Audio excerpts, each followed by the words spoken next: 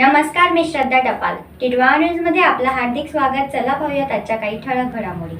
गोविली ग्रामीण रुग्णालय परिसरात नर्सचा मृतदेह आढळल्याने खळबळ. कल्याण तालुक्यातील गोविली या मध्यवर्ती ठिकाणी असलेल्या ग्रामीण रुग्णालय परिसरात कामिनी गायकवाड या नर्सचा मृतदेह आढळून आल्याने परिसरात खळबळ माजली असून हा अपघात की इतर काही प्रकार घडलाय याबाबत शंका व्यक्त केली जाते. गोविली या मध्यवर्ती ठिकाणी ग्रामीण रुग्णालय, कल्याणनगर आणि बदलापूर टिटवाळा या रस्त्यावर हे रुग्णालय असल्याने येथे कायमच पेशंटची गर्दी असते. अशातच सध्या रुग्णालयाच्या समोरील क्रीडा संकुलाच्या मैदानावर वारकरी संप्रदायाचा अखंड हरिनाम सप्ताह सुरू आहे.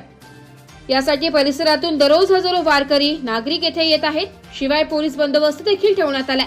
रुग्णालयाच्या पाठीमागे कामिनी गायकवाड या नर्सचा मृतदेह सापडल्याने चर्चेला उधाण आलेला आहे. याबाबत अधिक माहिती अशी की कोरोना काळात या नर्सने गोविली ग्रामीण रुग्णालयात येथे ड्युटी केली होती. कोरोना काळ संपल्यानंतर त्यांची बदली ठाणे सिव्हिल हॉस्पिटल येथे झाली होती. परंतु त्या 9-10 महिन्यांपासून कामावर जात नव्हत्या. त्या गोविली येथेच राहत होत्या. शिवाय मानसिक त्रास असल्याने त्यांच्या वागण्यातून दिसून येत होते. त्यांना एक मुलगा एक मुलगी असून त्या मूळच्या नाशिक जिल्ह्यातील असल्याचं समजतंय. त्या राहत असलेल्या इमारतीच्या टेरेसवर झाडांना पाणी घालण्यासाठी गेल्या असता त्यावरून पडल्याचं सांगण्यात येते.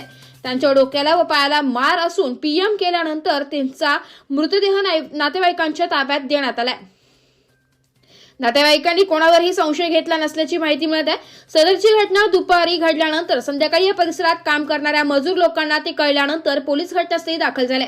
या घटनेमुळे रुग्णालयाच्या आवारात येथे राहत असलेल्या कर्मचाऱ्यांमध्ये भीतीचे वातावरण पसरलंय.